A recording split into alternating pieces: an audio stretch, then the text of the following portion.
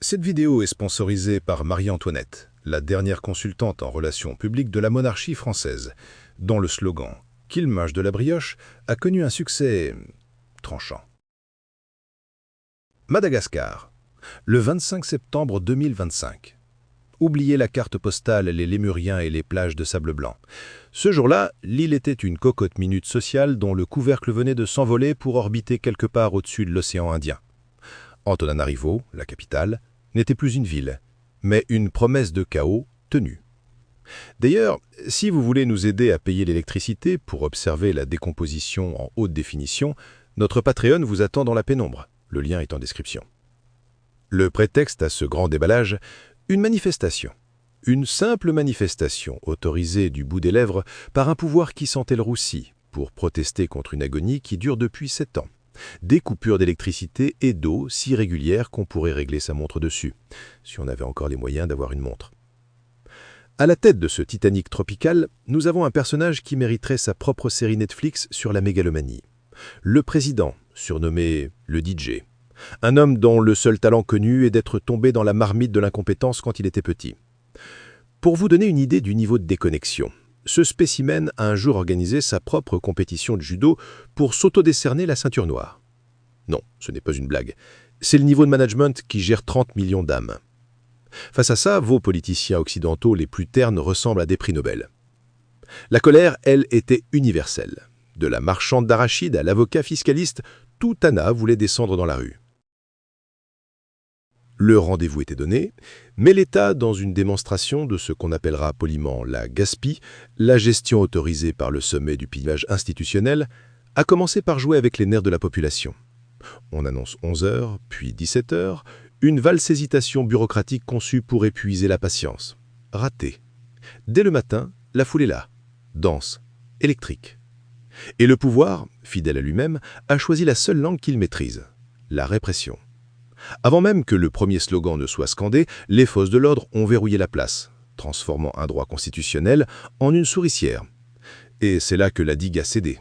La frustration, cuite et recuite pendant des années de gaspille, a explosé. Ce ne fut pas une émeute, ce fut une correction. Une forme de prélèvement à la source, version grand format.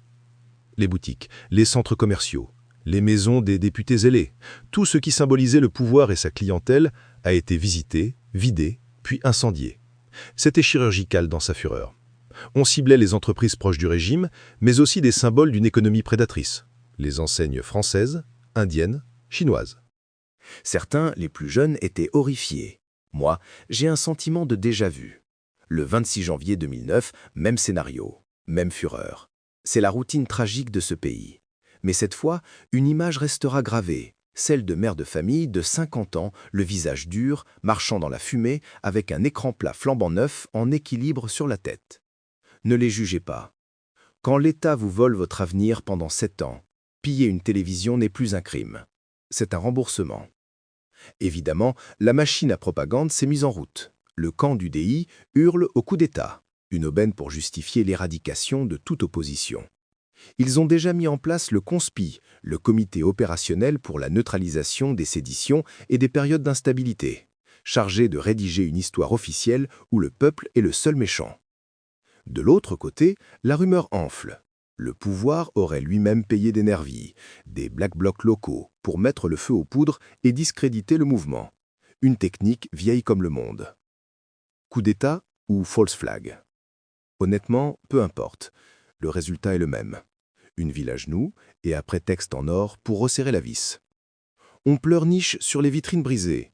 Mais qui pleure sur la violence sourde, systémique, quotidienne, d'un État qui coupe l'eau 12 heures par jour? Qui s'indigne de l'asphyxie lente d'une population qu'on prive de tout, pendant qu'on brade ses terres et ses ressources à des compagnies étrangères? La violence d'un jour n'est que l'écho assourdissant de la violence de tous les jours. Alors, une révolution de couleur téléguidée par l'étranger? J'en doute. Les Américains ont déjà tout ce qu'ils veulent ici, avec un régime aussi corrompu que servile. Le projet de terre rare de base Toliara, combattu par la population, est entre leurs mains. Pourquoi renverser une marionnette qui danse déjà si bien? Pourtant, il y a ce détail étrange, ce grain de sable dans la machine narrative. Sur les réseaux sociaux, pendant les émeutes, un symbole revenait en boucle. Le drapeau pirate de One Piece, le manga. Ce même drapeau a été l'emblème d'une tentative ratée de révolution de couleur en Indonésie. Alors, simple mimétisme d'une jeunesse mondialisée qui rêve d'aventure, ou un signe plus trouble? L'avenir nous le dira. Pour l'instant, le trône du DI ne semble pas menacé. Paradoxalement, ce bain de sang l'a peut-être renforcé. Il a maintenant la légitimité du chaos pour devenir un tyran à plein temps. Mais on est à Madagascar.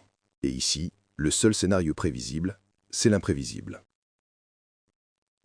Pour plonger les mains dans les entrailles de ce récit, nos notes d'autopsie, le script complet, les sources, vous attendent sur notre Patreon. C'est aussi là que nos mécènes, les vrais chirurgiens du chaos, votent pour désigner les prochaines victimes à passer sur la table d'analyse.